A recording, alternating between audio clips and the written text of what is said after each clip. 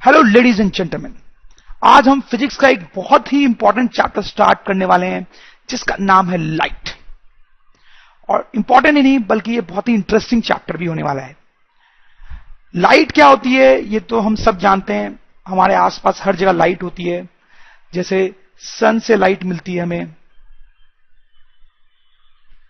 Bulb से light मिलती है, स्टार से लाइट मिलती है, इन सारी चीजों से और भी बहुत सारी चीजें हैं जिनसे हमें लाइट मिलती है। ओके बच्चों, देखो ये एक रूम है बहुत अच्छा सा, आप देख सकते हो। और यहां पे टोपी ओपी पहन के आप स्टाइल में खड़े हो। तो आप जब यहां पे खड़े हो तो आपको रूम की सारी चीजें दिखाई देंगी। आप ये टेबल देख सकते हो, ये सोफा देख सकते हो, ये टेबल देख सकते हो, ये बल्ब देख सकते हो, ये पेंटिंग देख सकते हो, सारी चीजें देख सकते हो। तो मेरा सवाल यहां पे यह है कि आप ये सारी चीजें कैसे देख पा रहे हो, कैसे देख पा रहे हो? तो आई एम श्योर आपका जवाब बहुत सिंपल सा होगा, अपनी आंखों से। आप बोलोगे कि मैं आप सारी चीजें जो हैं वो अपनी आंखों से देख पा रहे हो। सही बात है, बिल्कुल आप अपनी आंखों से सारी चीजें देख पा रहे हो।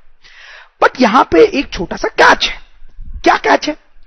अगर मैं लाइट्स ऑफ कर दूं, इस रूम में लाइट्स ऑफ कर दूं तो अंधेरा हो जाएगा। तब क्या आप इन सारी चीजों को देख पाओगे? अगर मैं लाइट्स ऑफ कर दूं तो रूम में अंधेरा हो जाएगा, तो क्या आप सारी चीजों को देख पाओगे? नहीं देख पाओगे। आंख तो अभी भी आपकी वैसी की वैसी ही है।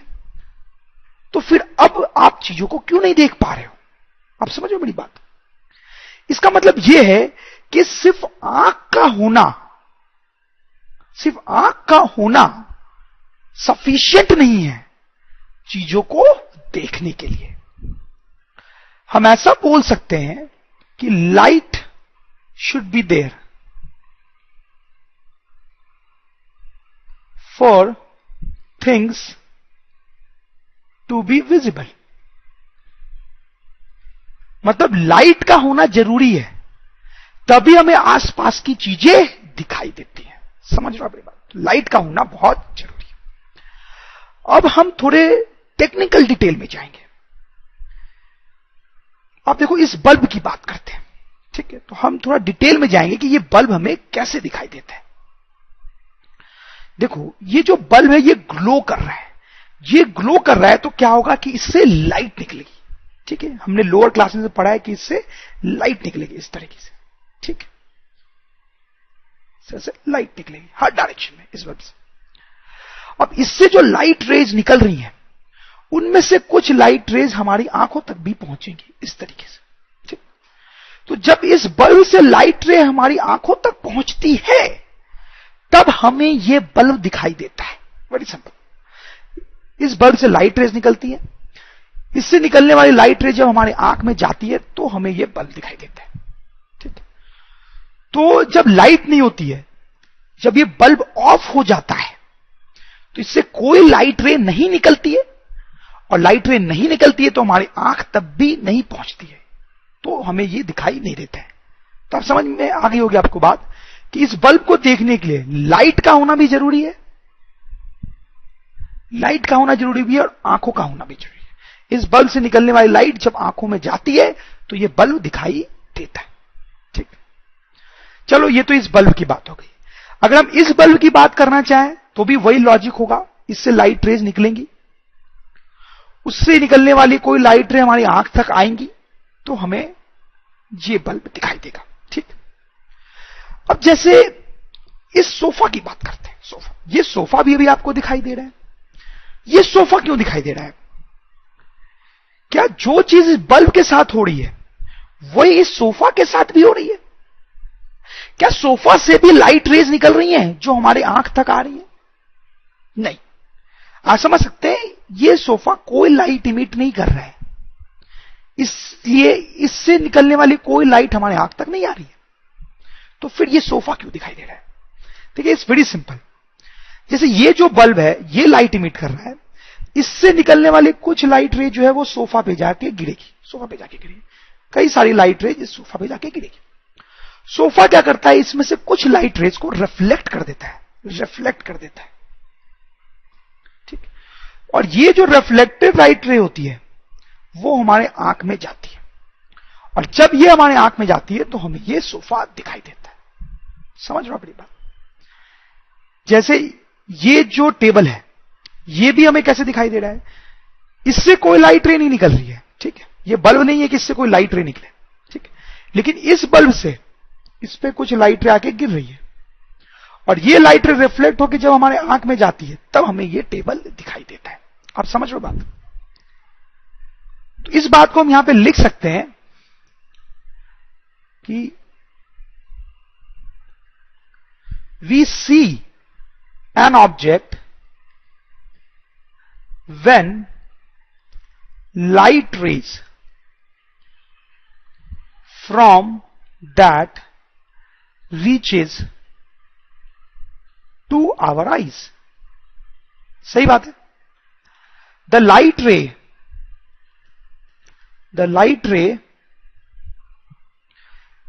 ray may be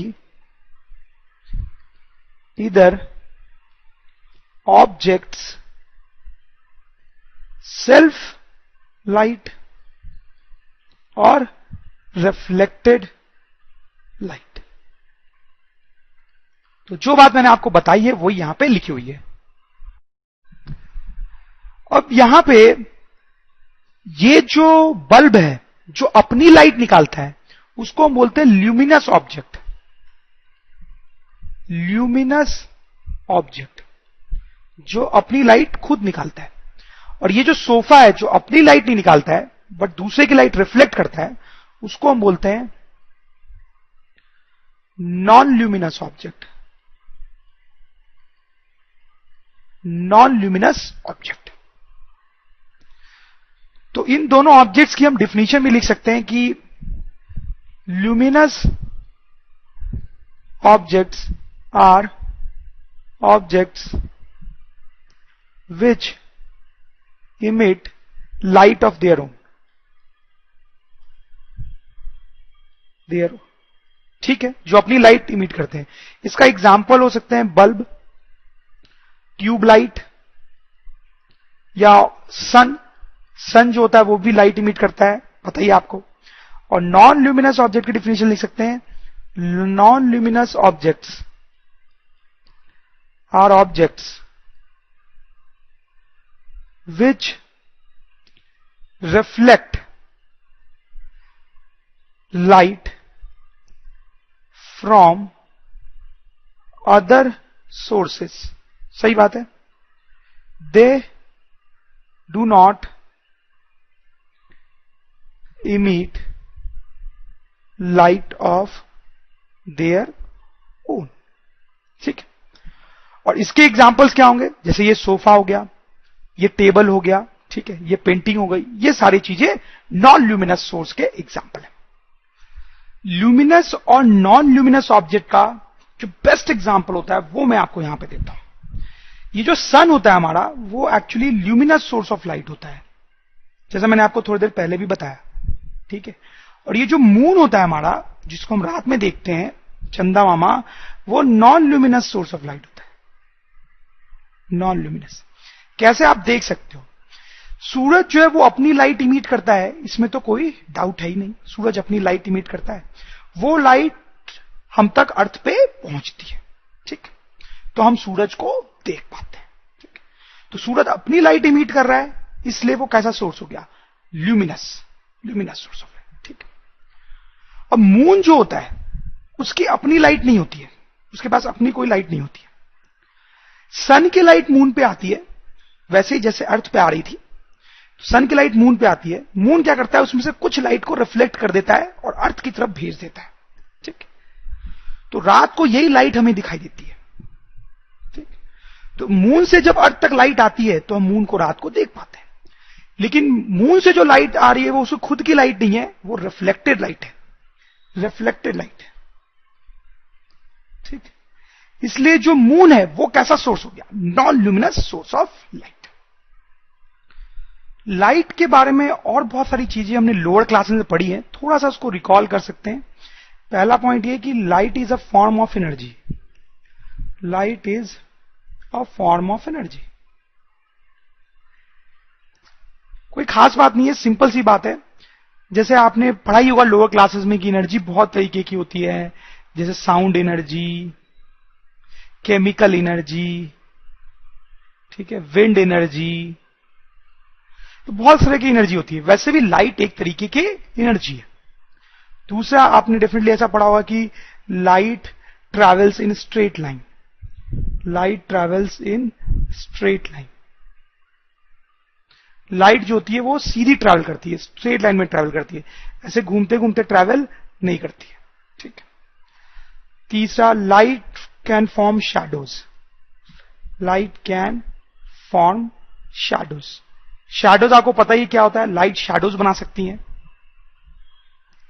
जैसे कि इस इमेज में आप देख सकते हैं कि इस आदमी की शैडो बन रही है यहां पे, ठीक है।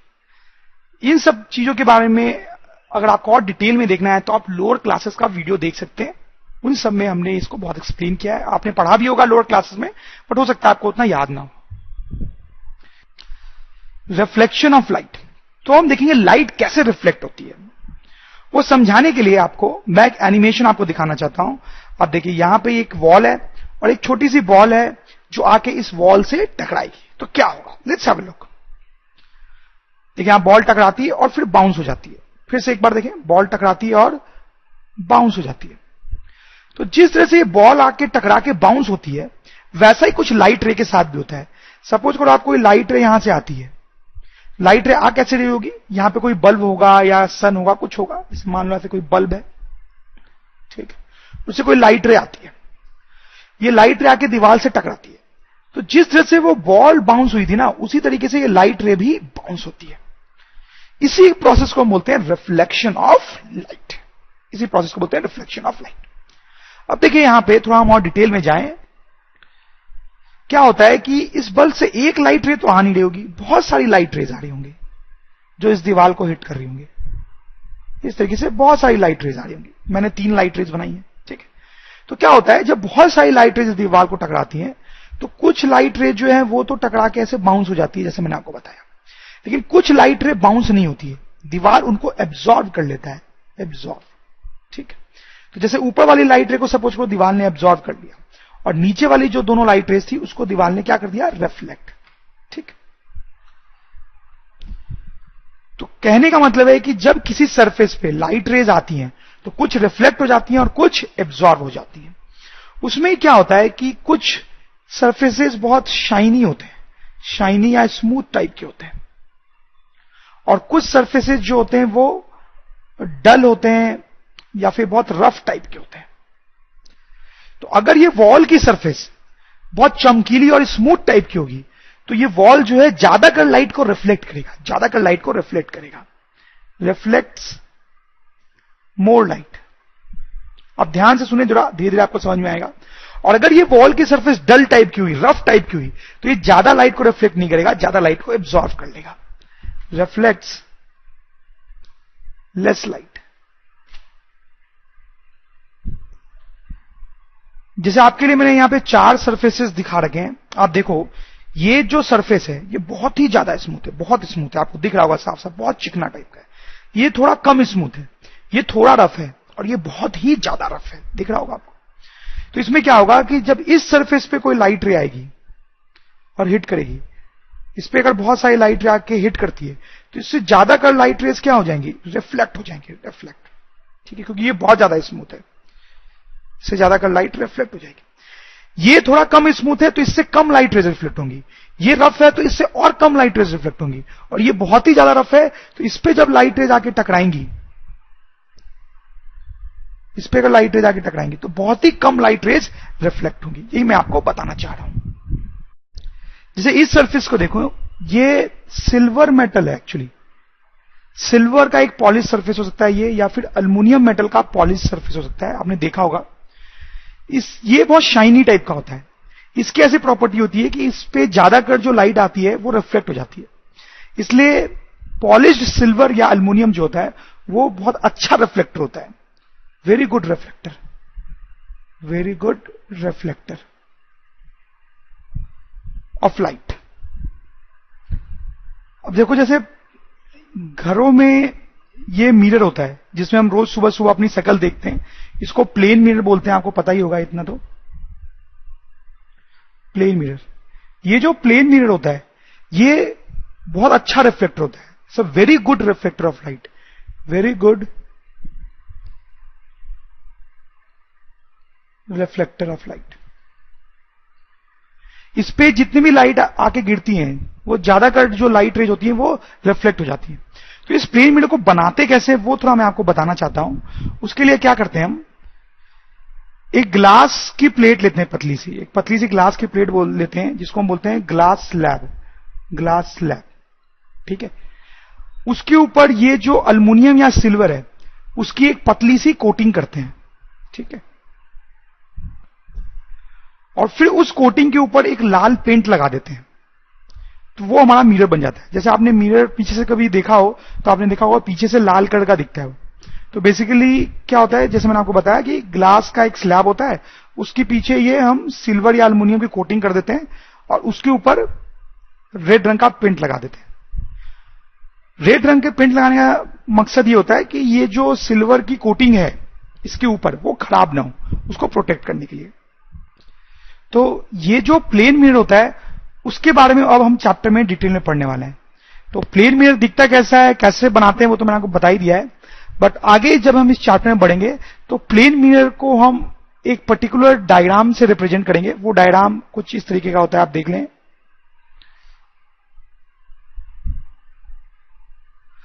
तो इस तरीके से प्लेन मिरर को हम रिप्रेजेंट क्या करेंगे, एक सीधी लाइन और फिर यहां पे छोटी छोटी ऐसे लाइन बना देते हैं। तो ये जो पार्ट है, ये इधर वाला, वो मिरर का फ्रंट वाला पार्ट है, फ्रंट वाला पार्ट, यानी ये वाला पार्ट जो हमें दिख रहा है यहां पे, फ्रंट वाला पार्ट। और ये जो साइड है मिरर की, वो पीछे वाला पार्ट है मिरर का, जो ऑरेंज कलर का या रेड कलर का दिखता है, ठीक है।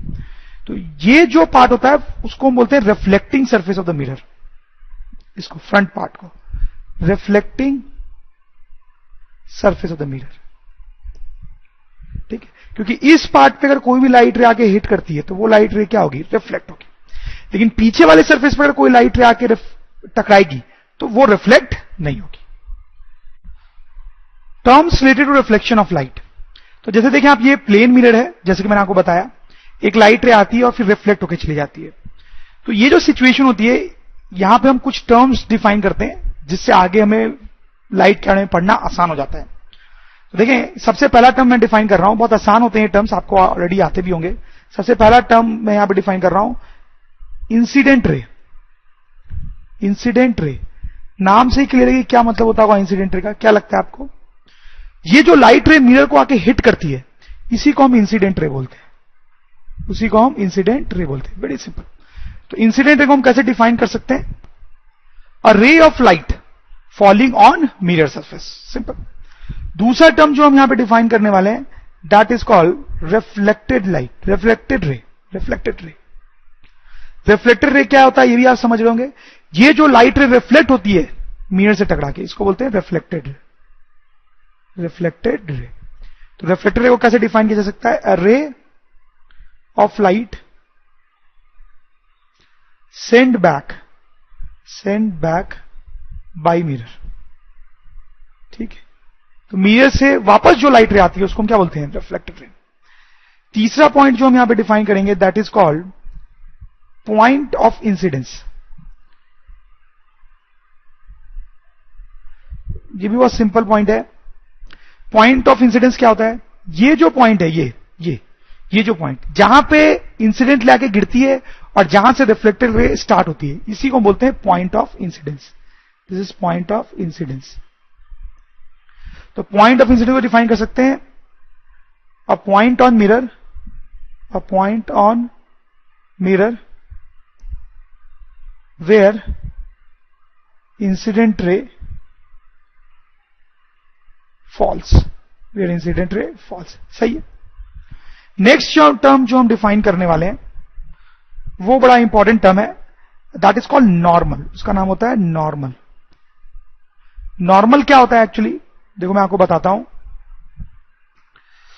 ये लाइन ड्रॉ कर रहा हूं मैं, कैसे आप देखना। ये जो डॉटेड लाइन मैंने बनाई है ना, इसको बोलते हैं नॉर्मल। इसकी प्रॉपर्टी ये है कि ये मिरर को पॉइंट ऑफ इंसिडेंस में मीट करती है, मिरर को पॉइंट ऑफ इंसिडेंस में मीट करती है, और मिरर के साथ ये 90 डिग्री का एंगल बनाती है, मिरर के साथ 90 डिग्री का एंगल बनाती है। तो नॉर्मल किसको बोलेंगे हम? तो हम बोल सकते हैं normal is a line perpendicular to mirror, perpendicular to mirror drawn at point of incidence, drawn at point of incidence। सही है, पॉइंट ऑफ इंसिडेंस से इसको बनाया जाता है और मिरर के ये परपेंडिकुलर होती है। ठीक है, और भी कुछ टर्म्स होते हैं, लेट्स हैव अ लुक। जो नेक्स्ट टर्म है that is called angle of incidence, angle of incidence. Angle of incidence क्या होता है? अब देखो बहुत सिंपल सी बात है, ये इंसिडेंट रे है हमारी और ये जो है वो नॉर्मल है। इन दोनों के बीच में यहां पे जो एंगल बन रहा है ना, इन दोनों के बीच में ये जो एंगल बन रहा है इसी को बोलते हैं एंगल ऑफ इंसिडेंस। और इसको जनरली सिंबल आई से डिनोट किया जाता है, आई फॉर इंसिडेंस। तो इसको बोलते हैं एंगल ऑफ इंसिडेंस। तो एंगल ऑफ इंसिडेंस को कैसे डिफाइन कर सकते हैं हम? Angle between incident ray and normal. सही बात है। नेक्स्ट जो टर्म है वो भी आप समझ ही गए होंगे, that is the last term, that is called angle of reflection. Angle of reflection, angle of reflection क्या होता है? It's very clear. ये जो एंगल है नॉर्मल और रिफ्लेक्टेड रे के बीच में उसको बोलते हैं एंगल ऑफ रिफ्लेक्शन। इसको सिंबल आर से डिनोट करते हैं। तो एंगल ऑफ रिफ्लेक्शन को क्या लिख सकते? Angle between reflected ray and normal. Now will see laws of reflection of light. मतलब जब लाइट मिरर से रिफ्लेक्ट होती है तो वो कुछ लॉज को फॉलो करती है, कुछ नियम्स को फॉलो करती है जो कि बड़े इंपॉर्टेंट होते हैं। तो वही हम देखेंगे। तो एक्चुअली दो लॉज होते हैं, दो लॉज। पहला जो लॉ होता है वो क्या है? देखें हम, फर्स्ट लॉ ऑफ रिफ्लेक्शन, जिसको हम बोल सकते हैं फर्स्ट लॉ ऑफ रिफ्लेक्शन। क्या होता है फर्स्ट लॉ ऑफ रिफ्लेक्शन? तो पहले मैं लिख देता हूं फर्स्ट लॉ ऑफ रिफ्लेक्शन क्या है। फर्स्ट लॉ ऑफ रिफ्लेक्शन बोलता है कि incident ray, reflected ray and normal lie in same plane, lie in same plane। मतलब ये जो इंसिडेंट रे है, ये जो रिफ्लेक्टेड रे है और ये जो नॉर्मल है, तीनों एक ही प्लेन में लाई करते हैं, एक ही प्लेन में। ये जो पॉइंट है इसको समझने के लिए एक और डायग्राम मैं आपको दिखाता हूं, उससे आपको और समझ में आ जाएगा। ये डायग्राम देखें आप, ये जो बॉटम वाला सरफेस है ना, ये एक्चुअली मिरर है, ये हमारा मिरर है। ठीक है, तो आप ऐसा सोचिए कि इस मिरर को जो है हम अलग एंगल से देख रहे हैं, दूसरी साइड से देख रहे हैं। तो ये हमारा मिरर है। अब देखिए इंसिडेंट रे आया, इंसिडेंट रे आया रेड कलर में, और ये रिफ्लेक्टेड रे, रिफ्लेक्टेड टकरा के चला गया। बीच में ब्लू से नॉर्मल बना हुआ है, नॉर्मल। आप देखें ये जो एंगल है उसको क्या बोलेंगे हम? जैसे मैंने आपको बताया एंगल ऑफ इंसिडेंस, ये जो एंगल है उसको बोलेंगे एंगल ऑफ रिफ्लेक्शन, रिफ्लेक्शन। तो आप देखो ये जो तीनों लाइंस हैं, red blue and green, red blue and green, ये तीनों एक ही प्लेन में, एक ही प्लेन में। ठीक है, तो वही बोला जा रहा है incident ray, reflected ray and normal lie in same plane. ठीक है, या फिर इस डायग्राम में भी आप देख सकते थे। अब देखो ये जो तीनों व्हाइट लाइंस हैं, तीनों इंसिडेंट, रिफ्लेक्टेड और नॉर्मल, वो तीनों कंप्यूटर के स्क्रीन के प्लेन में आ रही है, तीनों कंप्यूटर के स्क्रीन के प्लेन में आ रही है। तो तीनों एक ही प्लेन में। ठीक, यही लॉ है। जो दूसरा लॉ है वो इनफैक्ट ज्यादा इंपॉर्टेंट होता है, पहला लॉ कोई बहुत ज्यादा इंपॉर्टेंट नहीं है। दूसरा लॉ को हम लिख सकते हैं second law of reflection, second law of reflection. ये क्या होता है? ये बहुत ही सिंपल है। सेकेंड लॉ ऑफ रिफ्लेक्शन बोलता है कि एंगल ऑफ इंसिडेंस और एंगल ऑफ रिफ्रैक्शन जो होता है वो बराबर होता है। This is a very important point. मतलब ये जो एंगल है और ये जो एंगल है दोनों बराबर होंगे। जैसे मैं आपको एक एग्जांपल दूं तो अगर ये मेरा एंगल ऑफ इंसिडेंस से 30 डिग्री है, ये 30 डिग्री पे ये इंसिडेंट रे आती है, नॉर्मल के साथ 30 डिग्री बनाती है, तो ये जो रिफ्लेक्टेड रे जाएगी वो भी नॉर्मल के साथ 30 डिग्री का ही एंगल बनाएगी। तो एंगल ऑफ इंसिडेंस भी 30 और एंगल ऑफ रिफ्लेक्शन भी 30, दोनों बराबर। उसी तरीके से अगर मैं एक और एग्जांपल आपको देना चाहूं तो अगर एंगल ऑफ इंसिडेंस हमारा 45 डिग्री होगा तो एंगल ऑफ रिफ्लेक्शन भी 45 डिग्री होगा, दोनों बराबर होते हैं। Let's do this simple question. ये एक मिरर है, आप देख सकते हैं, और एक लाइट रे मिरर को ऐसे हिट करती है और यहां पे एंगल बनाती है 40 डिग्री। ठीक है, क्वेश्चन है find angle of reflection. Angle of reflection क्या होता है हमें पता है, वो कितना होगा इस केस में, वो निकालना है। Also draw reflected ray, reflected रे को बनाना भी। यहां पे क्या करेंगे हम, देखो बहुत सिंपल है। जब भी इंसिडेंट रे आपको दिया हो और रिफ्लेक्टेड रे आपको बनानी हो तो सबसे पहले हमें नॉर्मल बनाना चाहिए, नॉर्मल। तो सबसे पहले मैं यहां पे नॉर्मल बनाऊंगा। तो नॉर्मल कैसे बनाऊंगा, मैंने आपको बताया था, ये नॉर्मल होगा।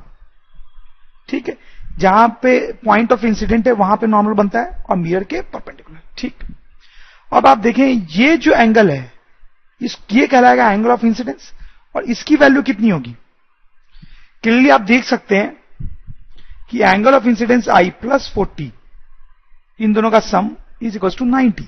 तो इसका मतलब है कि एंगल ऑफ इंसिडेंस जो हो जाएगा that will be 90 degree minus 40 degree, so that is 50 degree.